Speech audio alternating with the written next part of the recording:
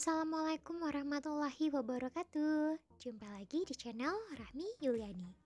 Apa kabar anak-anak hebat pada hari ini? Mudah-mudahan semuanya masih dalam keadaan sehat dan tetap semangat ya. Baik, sebelum memulai pembelajaran hari ini, mohon dukungannya untuk like, komen, dan subscribe terlebih dahulu ya. Terima kasih. Sebelum memulai menonton video pembelajaran kali ini, silakan ambil posisi duduk paling nyaman terlebih dahulu. Jangan lupa menjaga jarak mata dengan layar ponsel ataupun laptop Ananda ya. Baik, pada pertemuan sebelumnya, ada yang masih ingat kita sudah membahas tentang apa? Ya, pada pertemuan sebelumnya kita sudah membahas mengenai pengertian, ciri, jenis, dan juga unsur teks berita. Pada pertemuan kali ini, kita akan melanjutkan membahas mengenai struktur, kebahasaan, simpulan, dan juga langkah menyusun teks berita. Yuk, mari kita simak. Langsung saja kita mulai dari struktur teks berita. Kita mulai dari bagian yang paling penting terlebih dahulu. Yang pertama ada judul berita.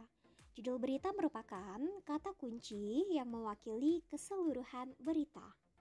Pada bagian kedua, ada teras berita atau disebut juga dengan lead news.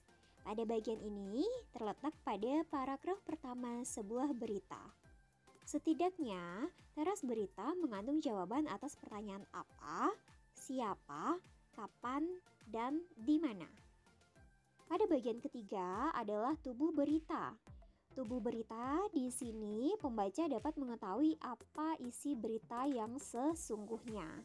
Pada bagian tubuh berita ini, setidaknya dapat ditemukan jawaban atas pertanyaan mengapa dan bagaimana.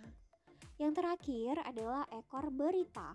Ekor berita berisi informasi yang kurang penting, tapi tetap mendukung isi dari berita tersebut. Bagian ini tidak memiliki kaitan langsung dengan judul berita. Seperti itu ya, jadi yang paling penting ada judul berita, teras berita, tubuh berita, yang paling terakhir adalah ekor berita yang disebut juga dengan informasi tambahan. Cukup jelas ya mengenai 4 struktur teks berita. Baik, jika sudah paham, kita lanjutkan ya. Baik, berikutnya kita akan membahas mengenai kebahasaan teks berita. Di sini terdapat 4 kebahasaan teks berita. Yang pertama adalah penggunaan verba transitif dan pewarta. Kalau verba transitif berarti adalah verba yang memerlukan dua nomina, satu sebagai subjek dan satunya lagi sebagai objek. Untuk contohnya dapat dilihat ya. Berikutnya adalah verba pewarta.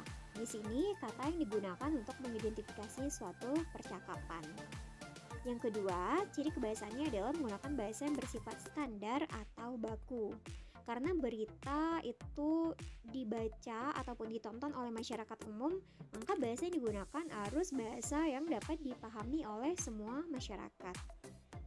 Kemudian yang ketiga adalah penggunaan kalimat langsung.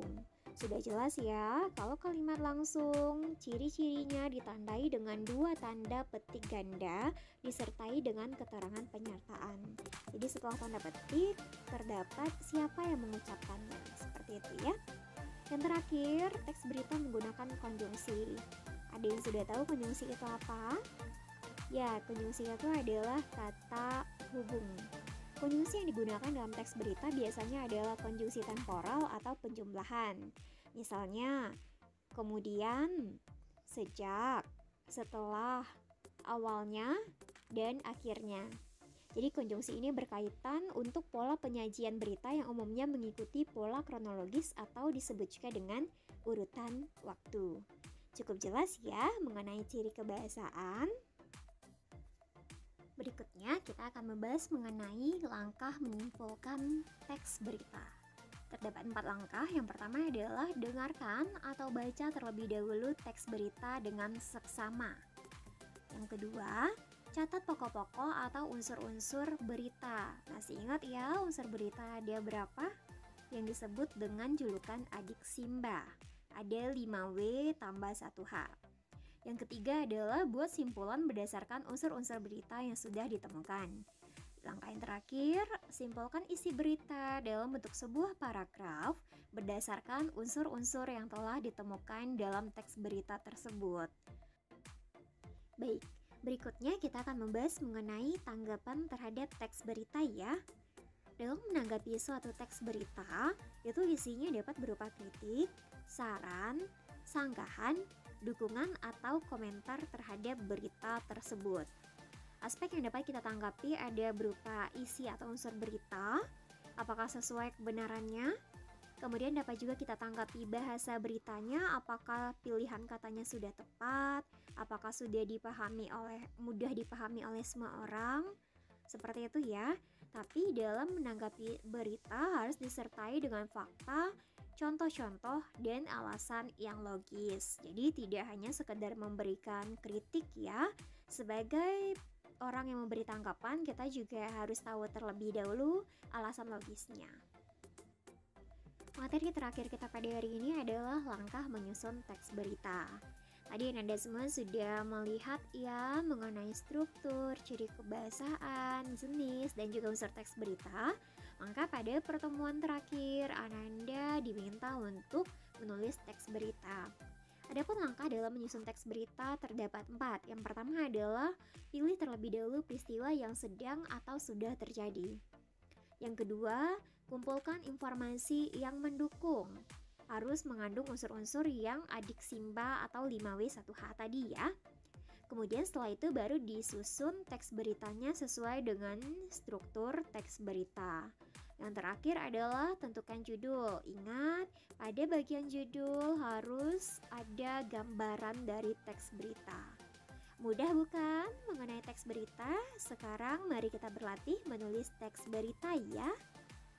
Ya, sekian dulu pembelajaran kita mengenai teks berita. Selamat mencoba menulis teks berita. Tetap semangat. Terima kasih telah menonton video pembelajaran ini. Sampai jumpa di video pembelajaran selanjutnya. Wassalamualaikum warahmatullahi wabarakatuh.